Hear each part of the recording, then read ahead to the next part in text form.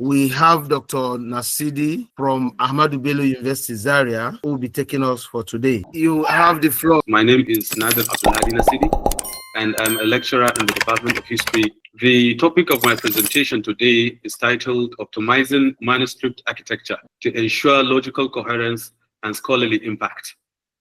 So before starting, I would like to clarify two important words. The first one is manuscript. The second one is architecture, which I believe will help us understand the topic of discussion more clearly.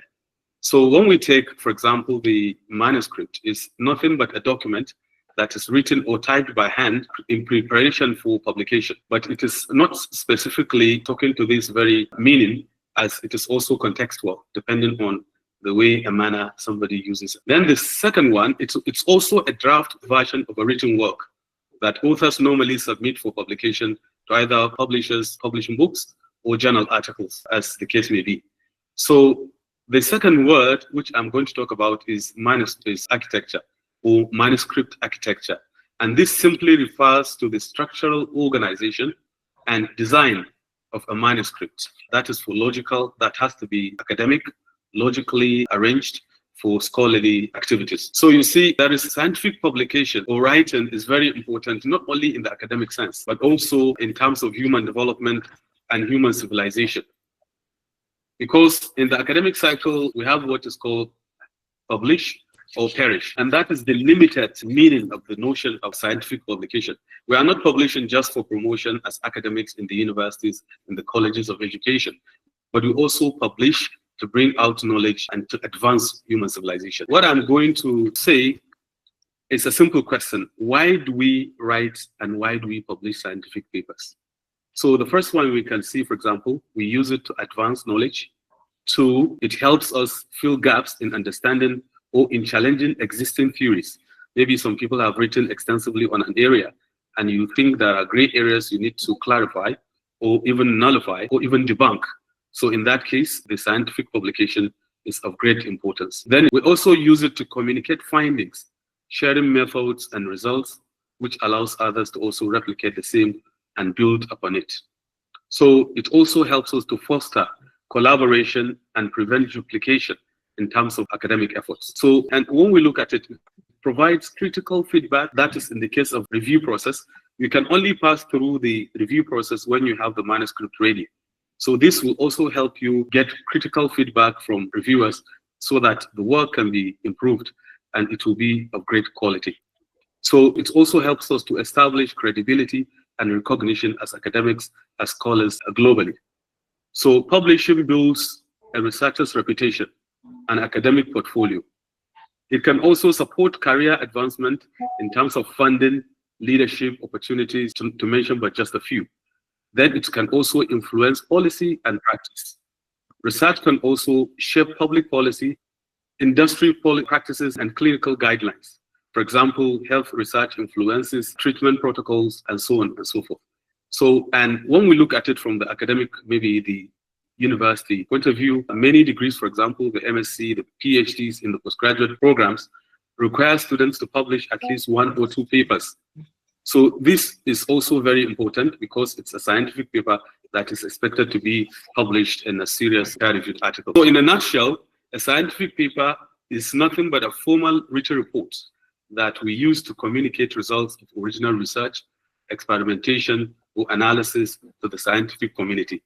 And it has its own objectives, which I've mentioned already. And then a research report that represent new findings or insights can be also categorized as part and parcel of a scientific writing.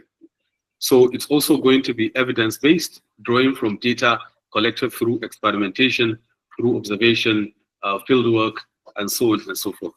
And that scientific publication manuscript has to also be well structured academically, and then to allow readers to assess validity and repeat the study if needed. So when it is published in a scholarly journal or conference proceedings after peer review, then all these benefits that I've mentioned can also be clearly seen. So I would like to talk about architecture. We know why we are publishing, not just to perish, but also to advance knowledge, to advance human civilization. So I'm going to talk briefly on the general structure of a scientific paper, which is based on what we call the IMRAD format. The I is standing for introduction, then the M, methodology, then results and discussion. That is the general format, especially in the sciences and in the social sciences, even though in humanities, where I come from, especially in historical studies, it varies because this is not the format we normally adopt. But I'll clarify in the context of my presentation. So each scientific paper must have an introduction, which is very important. This is where you bring out the gaps of research, what you want to do, the thesis of your writing. Either you are improving, or you are advancing knowledge, or you are debunking theories and things like that. And then also we have the methodology aspect, where you can explain the processes you followed in data collection in terms of analysis and presentation, which is very important. Then we have the results that you have, which is going to be presented, and then you discuss the results based on the data that is available to you. And also it has the abstract, because the abstract happens to be a window through which one's research can be viewed. So normally when people are conducting researches, they tend to first read the abstract to see whether the paper is aligned with what they are doing. So they need to see thesis, the argument, the findings, and the conclusions of your research. And that is why it's very important, and that's why it's placed at the beginning of the paper before the introduction. And it also has some keywords that will help readers and researchers identify the geographical scope of your paper, its relevance, the key areas that you are focusing, which is also very important in a scientific paper presentation. So I would like to ask a simple question. Maybe our audience can attempt in the box to provide answers. That is, what was or what is your greatest challenge in academic writing, structure, and layout? Because as writers, even the most sophisticated scholars will tell you that to publish is not easy, especially when it is a serious paper that is going to be published in a serious place, like Scopus Index, Web of Science Index journals, or university-based journals. So you need to be very, very serious, and the work has to be rigorous and has to provide all the details, supporting evidence to justify your claims and what you are trying to project as an academic. So the question is, what was or what is your greatest challenge in academic writing, structure, and layout? So we'll talk about it later. So I'm going to look at the first one, which is the abstract. Each scientific paper must have a title. And normally we start in getting the title is not easy. We start from the broader aspect, then we narrow it down to something very specific, something that you can actually address, not something that will take you hundreds of years to do, something too big for your paper. So we try to scope it down to a specific level that will be accessible, that can be easily addressed. So we have to get the title, and the title has to be very concise, has to be informative, and has to reflect the study's core arguments. Because sometimes you can have a paper, during review, the title is something else, but the content is at variance with the title. So the title and the content of a scientific paper have to be on the same page. So there should be that synergy, that chronology, which is very much needed. So we have the abstract, which I've explained, and this abstract is nothing but a summary of your general idea, the thesis, the central idea your paper is talking about, the methodology you adopted, the findings from your research, and the conclusions you have drawn, which are very important. Normally, abstracts don't exceed 150 words, in some cases 250. At most, we have 300 words for the abstract. And then normally what scholars do, they don't write the abstract. They get the topic, write the paper first, and then after writing the paper, it has to pass through stages of review. You review it once, twice, and thrice, and then you print it. Sometimes when you are reviewing online, you don't see certain details. So what I normally do is to print the paper, go through it, make corrections. And finally, I will not send it to any journal for publication. I will share it with my senior colleagues who are versed in the area to give me their own perspectives, their own views in relation to that very important topic. And they don't have to be in your place of work or in your university. They can be anywhere in the world, other universities, colleges, out of the country, anywhere you can find mentors, you can give them to really help you review the paper. And when you effect all the corrections, then you approach a journal for publication. And this will really reduce the rejection rate, because international journals normally reject articles based on issues like this. So once the paper is not coherent or is problematic, then it is easily rejected. Sometimes even desk rejection because it doesn't value the scope of the journal. So, but when you follow the trend of seeking for advice from the scholars, from your mentors, that will reduce that casualty. So let's look at the introduction, because the introduction is, in my own view, is the most important aspect of any scientific paper. This is where you state categorically what you set out to do. And then you contextualize your study within that very scope. That is the central thesis of your paper. Then you must identify a gap, because when we are writing, it's either we are debunking what was previously done based on new knowledge that we have discovered, or we're expanding the boundaries of that research based on new data also available to you, or you are finding a gap. Maybe previous studies have done A, B, C, D, but in the case of C, Q, Z, it has not been done. So once you establish that gap, which can easily be done through literature review, extensive literature review will show you the gap based on the submissions of previous research particular area. So it's in the introduction, because the introduction is indirectly the general structure of the paper. In the introduction, you find the aim, you find the objectives, you find the methodology indirectly, you find all other important aspects impliedly imbued in the introduction. So that's why I said it's the most important aspect of a scientific paper. It's just like you are a lawyer, you have your client, and you are now defending the client in the court. So that is how the introduction serves. You have a motive. This is what I want to do from the introduction. And then this is how I'm going to do it. This is why I'm doing it. That's you bringing out the thesis of the paper. And then you justify, make a strong case for your paper.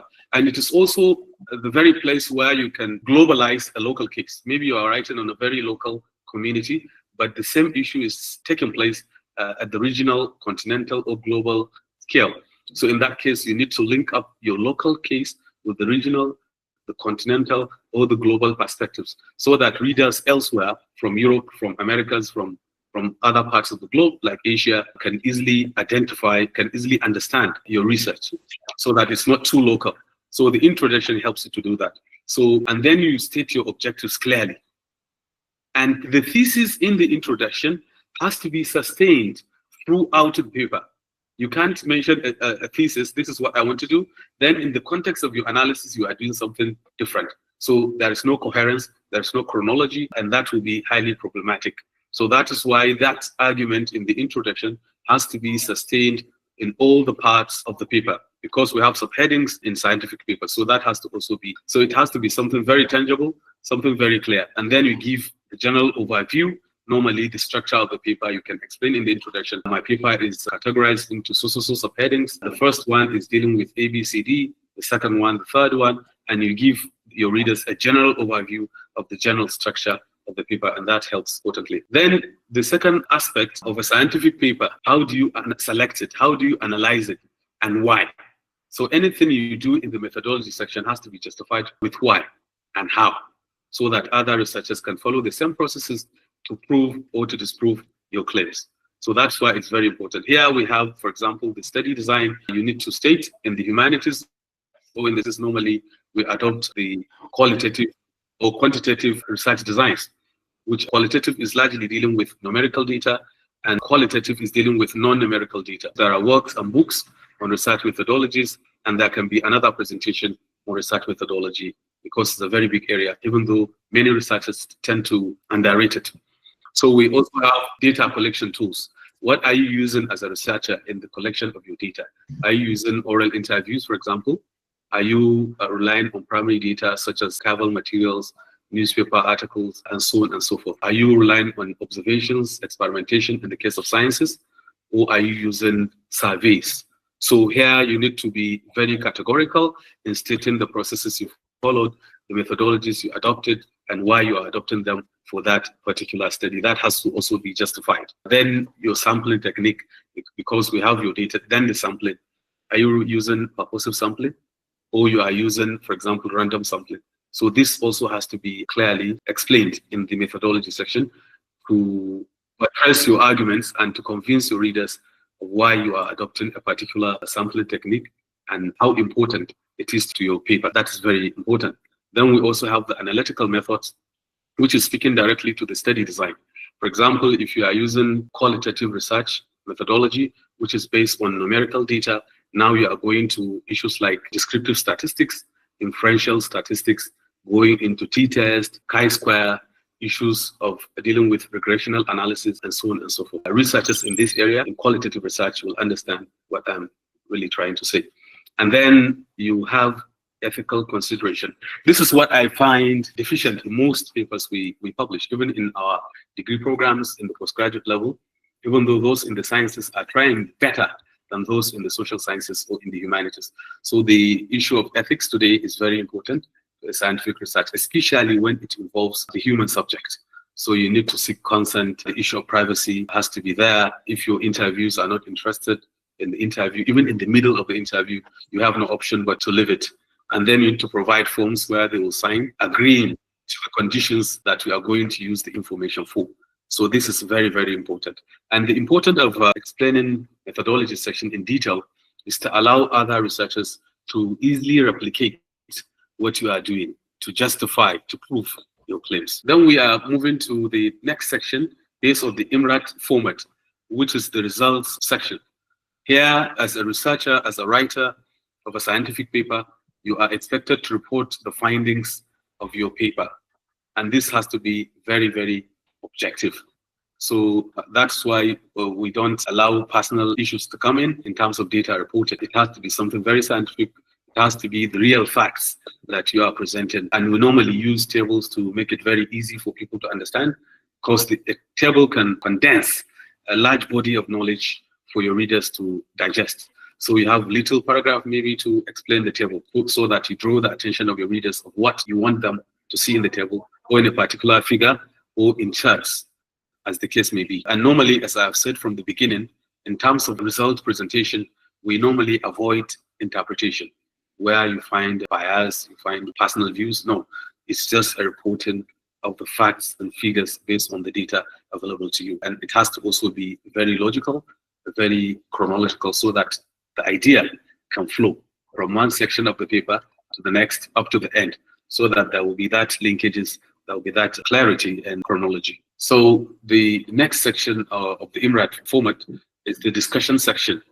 Here we have, for example, we need to interpret findings based on the data you presented in your results. Now you are expected to explain in details, bringing out the findings and the major discoveries of your scientific paper. You can also find it very easy to compare your current study, the one you are writing, with prior studies in the area, to bring out the links and oddities between what you are doing and what has been done before. So in terms of discussion, you also bring out the implications and limitations of the study, and you have to also address research questions based on the paper, which we have already set out to do. Then the next aspect of it is to summarize key findings. And this will help you to reaffirm the significance of your research by, in terms of academic contribution, maybe you are bridging a gap, maybe you are explaining concept, an area that has not been clearly understood, or you are advancing and expanding the boundaries of knowledge in that particular area. So that is also very important. Then you can also place some recommendations. We used to argue with our colleagues in the social sciences. We in the humanities, especially in historical studies, we don't normally write recommendations. In our thesis, in our scientific papers, we hardly recommend, because the historians have to be as objective as possible. So issues dealing with whims and caprices, issues dealing with biases have to be avoided. So that's why we present data, we analyze it, and we don't recommend anything. We allow it to the readers to find out, but it is implied, normally implied, but not categorical. That's the line I would like to draw. Then at the end of the process, we have the reference section, and here we use standard citation. And one important thing I would like to clarify, we need to, this reference section is very important, if not the most important aspect, because sometimes you find papers citing sources in the text, but they are absent in the reference section, or adding sources in the reference section which are absent, have not been cited in the body of the paper. And that is a serious problem. So that's why I normally recommend that researchers use modern research managers like Zotero, like Mendeley. They can help you do any form of citation. Sometimes you are sending a paper, once you have your data on the Zotero or the Mendeley, which are easily accessible, which are free of charge, and they are online, you can just download it and then install it on your computer and then keep your data. Sometimes when you lose your computer, for example, or your memory, you can still retract the data using Zotero or Mendeley. So that's why it's very important, and I recommend it for researchers, especially in the academic environment. So in using that, anything that has not been cited in the text, Zotero will not bring it in the reference section. And one important thing is, let's say you have written a manuscript using this manager, Zotero or Mendeley, and then you want to send it to a journal. Each journal has its own documentation style. You find journals that are using, let's say, Chicago Model 2016, some using APA 2017, some using Harvard, and so on and so forth, some using MLA. So any form of documentation a particular scientific journal uses, it will be very easy for you as a researcher if you have used these managers to convert. All you need to do is to go into the software, give it a command to convert, let's say, APA to Chicago Model 2016, and that can be done within a second or two. So it really makes our work very easy today, and that's why we are still grateful to these scientific developments that are taking place in the academic environment. So that is for the research managers. And normally at the end of scientific papers, you have a chance to acknowledge the efforts of some scholars, of institutions. Maybe you must have received some funding from a particular organization. So here you can, because you conduct a research based on the funding given to you by your institution or an organization or a government. So you use that opportunity to recognize their contribution in terms of funding, or the scholars who have helped you in finding the paper and reviewing it. You can also acknowledge them. Even peer reviewers that you don't know, which is because it's a double-blind review process, you can also acknowledge them for helping you to improve the quality of your paper. And that's also very, very important. This includes, for example, raw data, tools, and approvals if needed. So you can also acknowledge in this regard. So in terms of scientific writing, the manuscript architecture, the structure, I would like to talk about writing style tips, which I think will help researchers. The first one is to be as clear as possible, as concise as possible, and very precise, because you can read a paper that has 7 theses. So at the end of it all, reviewer will be confused. Which one are you particularly doing? Because you have 3 or more theses. So that is why you need to get a central idea of what you set out to do, why you are doing it, and how you are going to do it. So that has to be sustained, as I've said in the introduction, from the beginning of the manuscript to the end of it. So I'd also advise writers to use active voices instead of passive voices in terms of writing, because there can be a sense of ambiguity in using passive voices. So that's why we normally recommend people to use active voices in writing. Then you try to maintain objectivity. You don't allow yourself to be driven by religious bigotry, by ethnicism or ethnicity or tribalism or sectionalism, because some people, when they write, they hardly detach themselves, their own historical, socio-political inclinations with what they are writing. So as scholars, we need to seriously detach ourselves from our interests, from our whims and caprices, because each one has maybe a religious creed that he or she follows or believes in, and then a particular ideology that we normally adopt. So once you are writing a scientific paper, it is always encouraged, you are always encouraged to avoid delving into these polemics. So it has to be scientific. You detach yourself from the paper and then allow data to speak for itself, and then has to be buttressed with concrete evidence because it's a scientific paper. Then we have to stick to normally avoid undefined jargons, using jargons unnecessarily that cannot be easily understood by your readers. That one should also be discouraged. And one important thing is to stick to recent sources.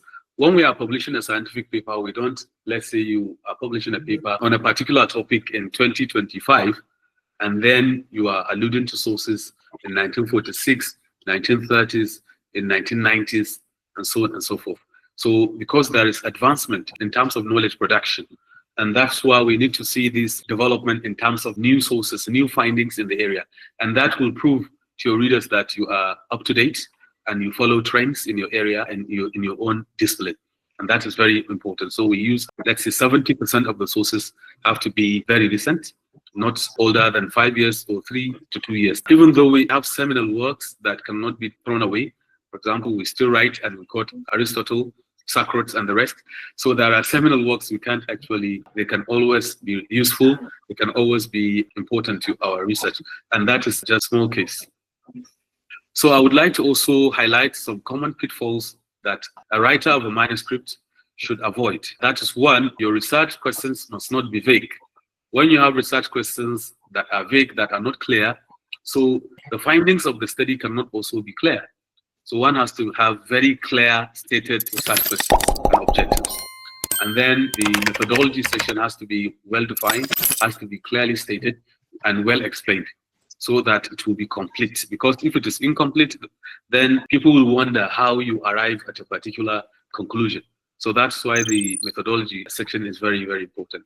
Then you don't overstate your findings. Then also the poor structure, because when you don't have sequential arrangement of your data and your analysis in terms of the IMRAD format, which I've mentioned from the beginning, then your analysis, the structure of the paper will be a bit rowdy and more confusing. So researchers will hardly follow the flow of ideas in your manuscript. So that is why it has to get a very nice structure, one following the other, and it has to be sequential, has to be linked together. Each section is complementing the other, and that is very essential in our academic writing, in our scientific research. So then for documentation and presentation of data, sometimes you can find a paper that is very important, the topic is very nice, and writer has a justification for his study. But unfortunately, that can be ruined by, let's say, for example, too much grammatical mistakes, too much stylistical, structural problems, too much problems related to referencing style. Maybe you are mixing 2 or 3, 4 or more research methodologies, documentation styles in a paper. So that packaging is very, very important. So when it is rowdy, normally when you send it to international journals that are very serious, they will just give it a desk rejection. They don't need to send it for any peer review process. They only throw it into the dustbin from the beginning, from the table, because you don't follow, for example, the documentation style of the journal, or you don't follow the scope. Maybe your paper is outside the scope of the journal, and that can also attract rejection, which is very important for researchers to avoid.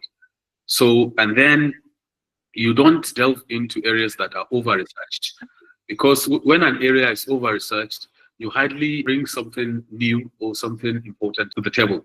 So that is why even though going to a virgin area is not easy, especially in terms of data collection, but it's always paid. And even when a researcher is going into an area that is being considered over-researched, he has to make a strong case for his paper to get its place, to get that recognition, especially from publishers, which is very important.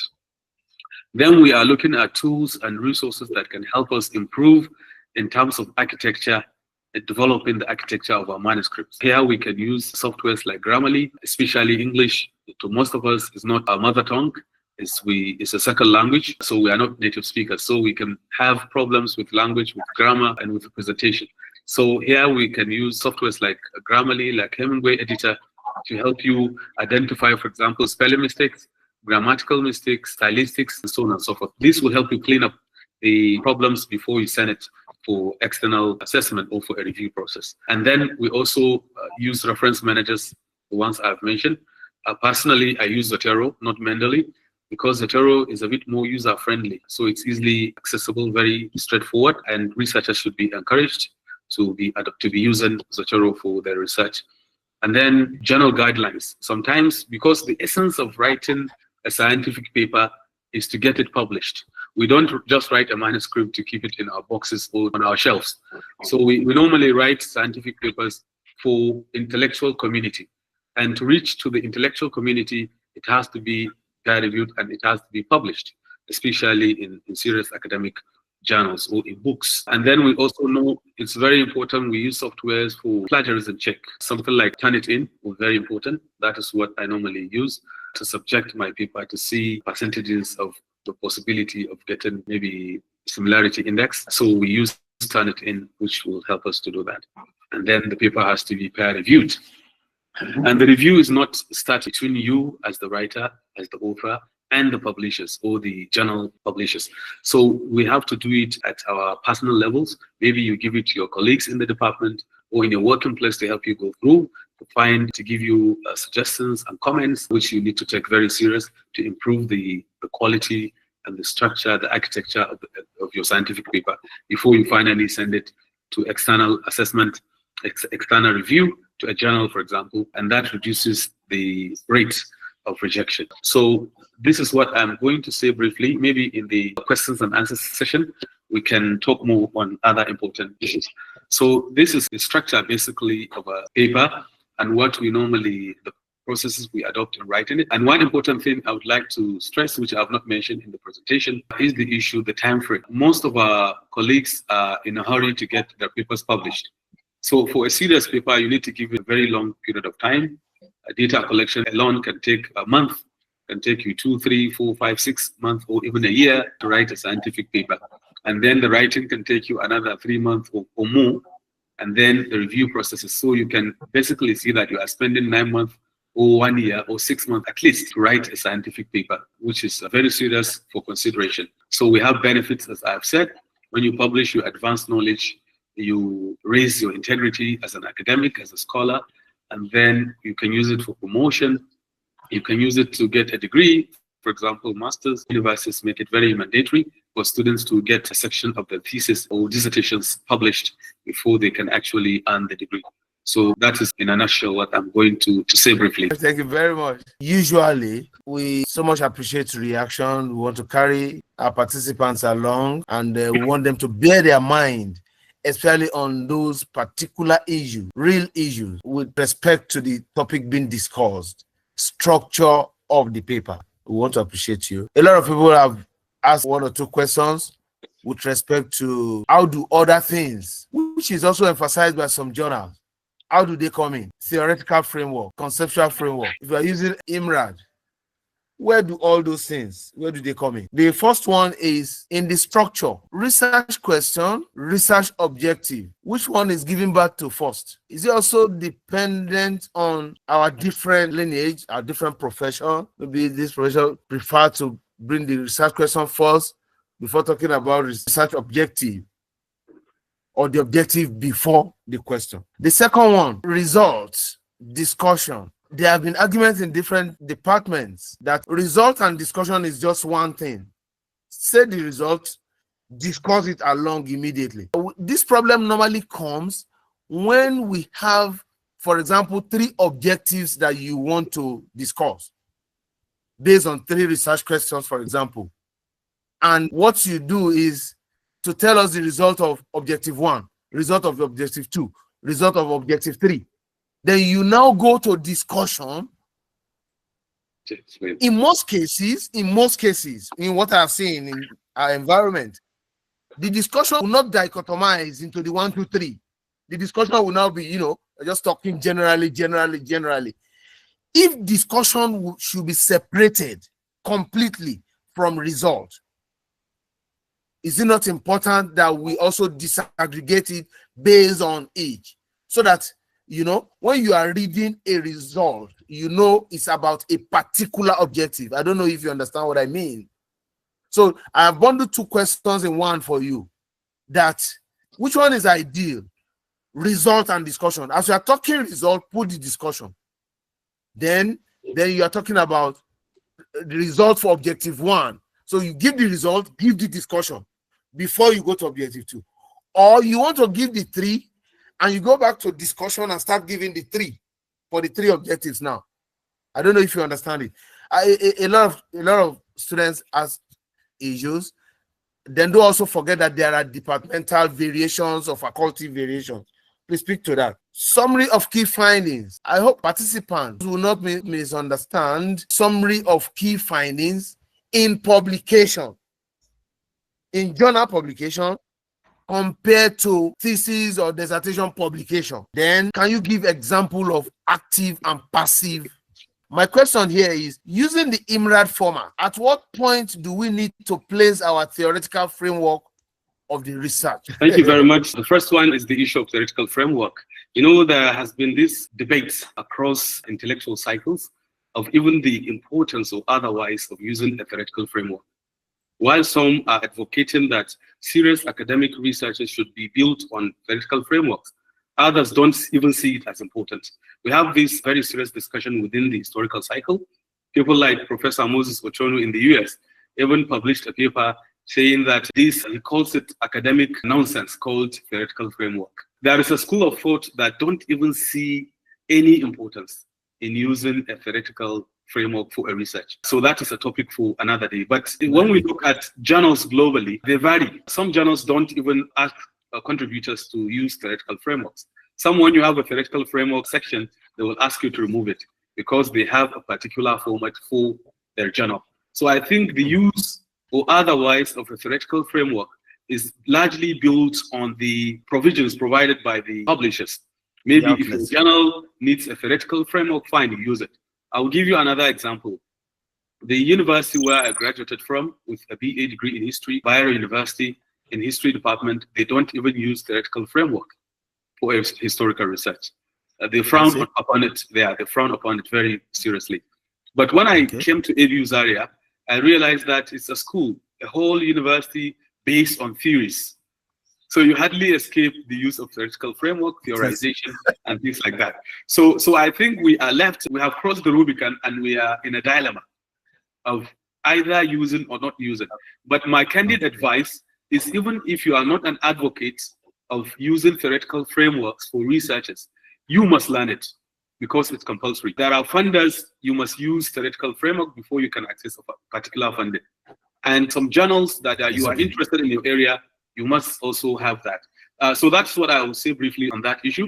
And then the question on research methodology, on the use of research questions and research objectives. What we normally do is to bring the objectives first.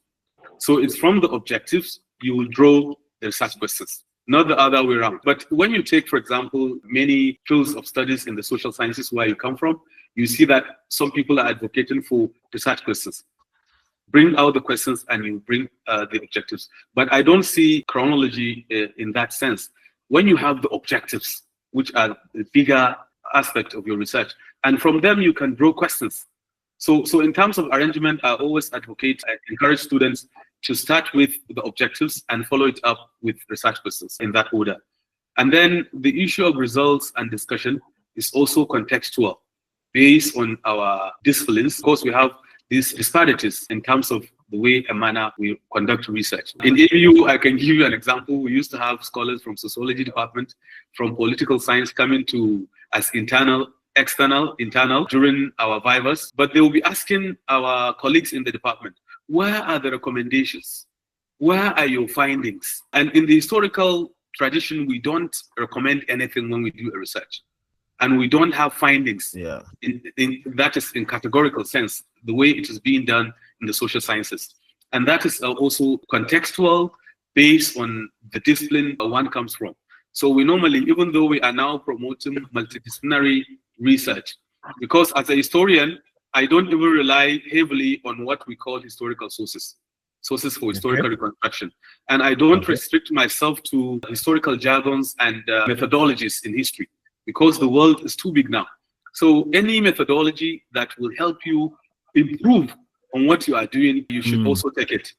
I used to borrow from the sciences, I used to borrow from the social sciences in writing historical research, even though some of our colleagues will also find it uneasy that we are using a particular theory that is not historical or a methodology that is not historical. So that is it.